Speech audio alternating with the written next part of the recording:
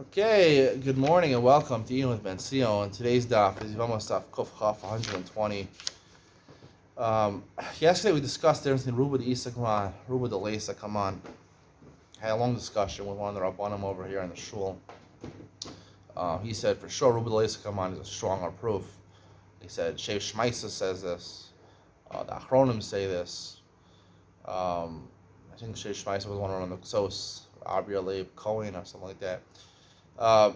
He said for sure, I said, the Gemara clearly says on Kuf Yotam and Aleph, the Gemara says, maybe the Rabban only disagree with Ruba the Isa Kaman. Ruba the Isa Kaman, they're Moder Chashin, they Moder Reimer Chashin Liyuta, right? So it's clear from the Gemara, Ruba the Isa Kaman is a stronger, right? It's further bolstered by the fact that we don't find Reimer was pulling on Dayanim, which says Acharam Lahatos in the Torah. And Teisha Chanugas, he's not arguing also. So it says, the Gemara's Lav Dafka. So the Rav said, of course, you see from Tosfot, it says there's Lav Dafka. So you see that really, and really Rav Meir, they do argue in that case, other case. At the end of the day, what do you do with these cases? Teisha Chanugas, there must be a difference in two types of Rubi Disa Kaman. There's one Rubi Disa Kaman that's stronger, to the point where Meir is not going to be polling. And one Rubi Disa Kaman is polling. So you see, at least if I Ruba the Isa Kaman, even Rav Meir's Moda, right? Even Rav Meir's Moda Ruba the Isa Kaman. In certain cases, so there's a stronger Ruba the Isa Kaman. We have to something maybe machalik between stronger Ruba the Isa Kaman and lesser Ruba the Isa Kaman. Two types of Ruba the Isa Kaman. But even Rav Meir, who says Chashen Lemiuta, Ruba the Isa Kaman doesn't Chashen. He doesn't not Chashen Lemiuta. And Ruba the Isa Kaman, that's where Rav Meir says across the board Chashen Lemiuta. Maybe the Rabbanan say Chashen Lemiuta. The Gemara proves even the Rabbanan are not Chashen Lemiuta. Ruba the Isa Kaman. So you see clearly that Ruba the Isa Kaman is stronger. I explained yesterday that the idea is that when something's in front of us, we're able to round up, let's say. When something's in front of us, it's called not random. Random, Murphy's Law, that things, generally go in the negative direction, is when we're dealing with unknowns, or we're dealing with percentages and, different things. So then percentages generally go down. When we're dealing with concrete numbers, we have facts in front of us. So then if you have a rov, the Torah says that's convincingly good enough. The more we know about something, the more proof we have that there's a rov, right? That's going to be a stronger proof. When you're talking about general Ruba the Leisa Kaman, that most women get impregnated very quickly after they get with a man, after living with a man. So that's statistics. I mean, there's completely unknown. Just because 51% of the world is like that, or even 80% of the world, that doesn't dictate how this particular case is going to happen, because there's statistics and unknown. And when it comes to unknown, so generally we apply Murphy's Law, and things go in a downward direction. When things are in front of us, we don't apply Murphy's Law. When things are concrete, and we would rely on Rov. I suggested yesterday that Ruba the Leisa Kaman is stronger than a Chazaka. Chazaka, I said, is 75% proof. It's just an assumption. It's not good enough for Arayos. For Arayos, for Erba, allow you to marry somebody else. We're talking about over here, allow you to get married to somebody else. Your husband died. You need a proof, right? Shtei Edom is 80% proof, right? Ruba the Isa Kaman, 80% proof. Ruba the Isa Kaman, he says 90% proof. That was the distinction. I made Ruba the Isa Kaman.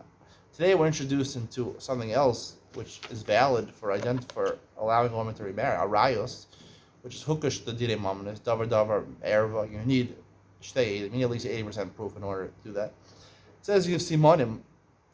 In the Maskan of the Gemara here, we pass on Simonim is right. If you have a good simon, let's say like a brand of a cloth, or you have facial features of a person, which right Simonim, that is a good proof, right? But then we also find there's something the Gemara discusses on top of Kuf Chaf Amud Beis.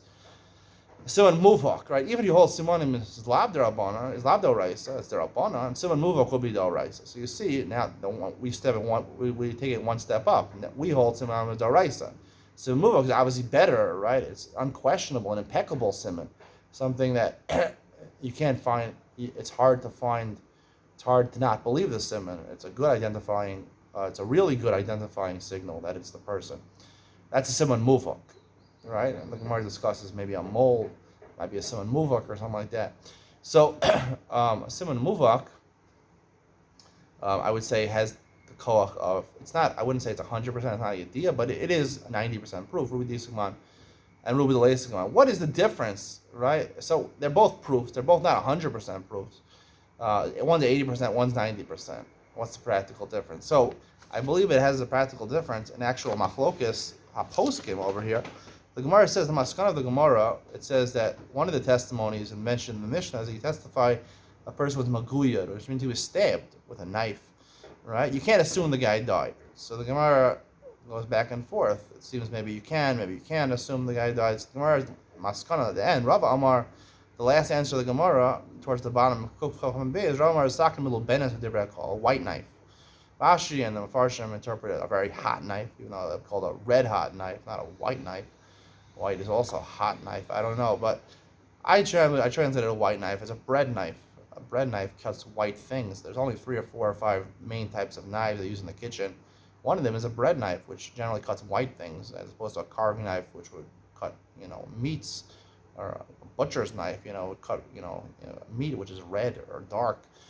A white knife, most bread is white. So a bread knife is not very dangerous, and therefore that's what the Mishnah means. You can't trust when the person got stabbed with a bread knife. We don't assume he died, because a bread knife usually doesn't kill a person. Now, a bread knife, the Gemara it's machlokas the poskim at the end of the Gemara. What does that mean? Does that mean, let's say we know the guy got stabbed with a knife, but the knife is not there? Do we assume that it was a bread knife, right? And we assume that he's okay, or do we assume not? We were choshesh that really it's a different type of knife. In fact, most knives are not bread knives. There's at least 3 or 4 main types of knives, so it's not a bread knife. So it's a machlokas here between the Ramah and the Beis Yosef, right? Which is a machlokas in the Svardim and Ashkenaz. And the Ramah says that we could rely on it.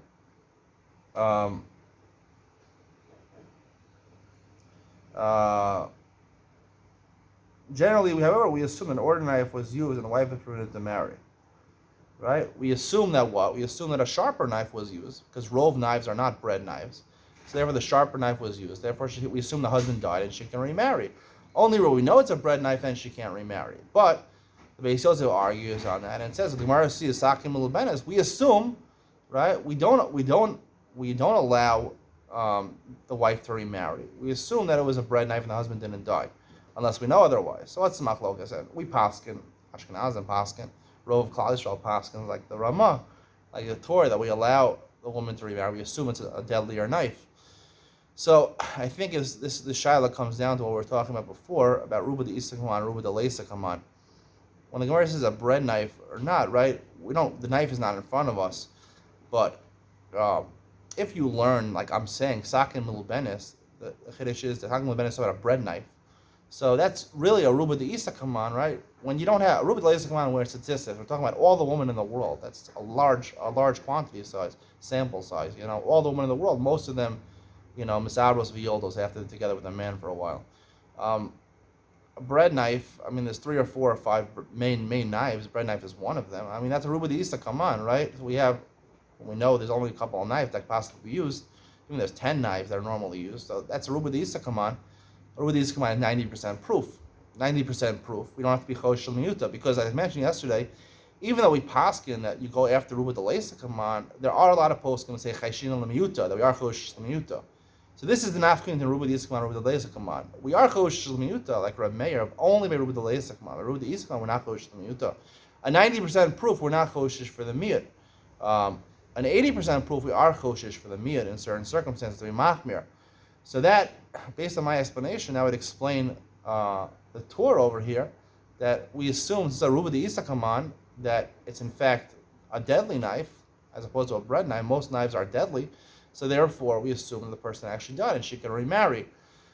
Beis Yosef would learn, maybe like Rashi over here, that we're talking about a heated knife or something like that, and that's heated knives versus not heated knives is just all the knives in the world. I'm not talking about a specific type of knife. It's about heated versus not heated. That's a statistic over there. So therefore, it's a Ruba de Leisakaman that most knives are not heated, right, and would kill the person. But that's only Ruba de Leisakaman would be chosh miyuta, and therefore would be machmir in that case. That would be the explanation of the machlokas over here. And that would be the difference between a Simon Muvak and a Simon of the Raisa. Simon of the Raisa is a proof like Adam, an 80% proof. A Simon Muvak would be 90% proof. And even if you're Chosh Miyuta, in general, by Adam or by Ruba de Leisa Kaman, by Ruba de Isa Kaman, we wouldn't be Chosh. Simon Muvak and we wouldn't be Chosh Miyuta.